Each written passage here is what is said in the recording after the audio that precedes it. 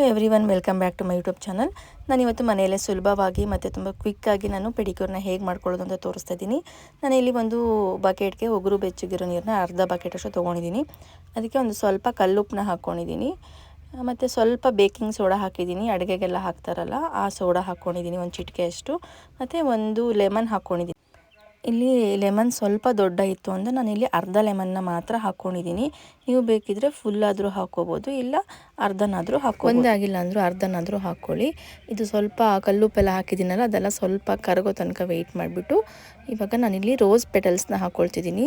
ನೀವು rose petals ಇಲ್ಲ ಅಂದರೆ ನೀವು ಬೇಕಾದರೆ ರೋಸ್ ವಾಟರ್ನೂ ಹಾಕ್ಕೋಬೋದು. ಇದಕ್ಕೆ ನನ್ನ ಮನೇಲೇ ಫ್ರೆಶ್ ಆಗಿತ್ತಲ್ವ ರೋಸು ಅಂತ ಗುಲಾಬಿ ದಳಗಳನ್ನು ಹಾಕ್ಕೊಂಡಿದ್ದೀನಿ. ನೀವು ಇದನ್ನು ಬೇಕಾದರೂ ಸ್ಕಿಪ್ ಮಾಡಿಬಿಟ್ಟು ರೋಸ್ ವಾಟರ್ನ ಹಾಕ್ಕೋಬೋದು.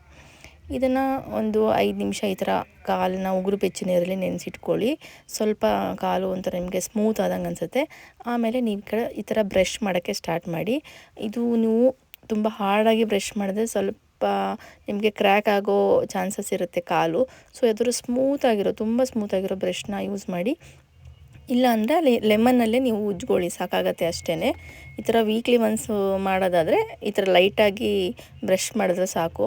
ತುಂಬ ದಿನ ಆಯಿತು, ತುಂಬ ಮನಸ್ಸೇ ಆಯಿತು ಅಂದರೆ ಸ್ವಲ್ಪ ಹಾರ್ಡಾಗಿರೋ ಬ್ರಷ್ನ ತೊಗೊಂಡು ಈ ಥರ ಉಜ್ಕೋಬೇಕಾಗತ್ತೆ. ಬಟ್ ತುಂಬ ಕೇರ್ಫುಲ್ ಆಗಿರಬೇಕು, ಯಾಕಂದರೆ ಉಜ್ಜಬೇಕಾದ್ರೆ ಕ್ರ್ಯಾಕ್ ಆಗೋ ಚಾನ್ಸಸ್ ತುಂಬಾ ಇರುತ್ತೆ. ಅದಕ್ಕೋಸ್ಕರ ಈ ಥರ ನಿಧಾನಕ್ಕೆ ಈ ಥರ ಸ್ಮೂತ್ ಆಗಿರೋ ಬ್ರಷ್ನಲ್ಲೇ ಉಜ್ಕೊಳ್ಳಿ.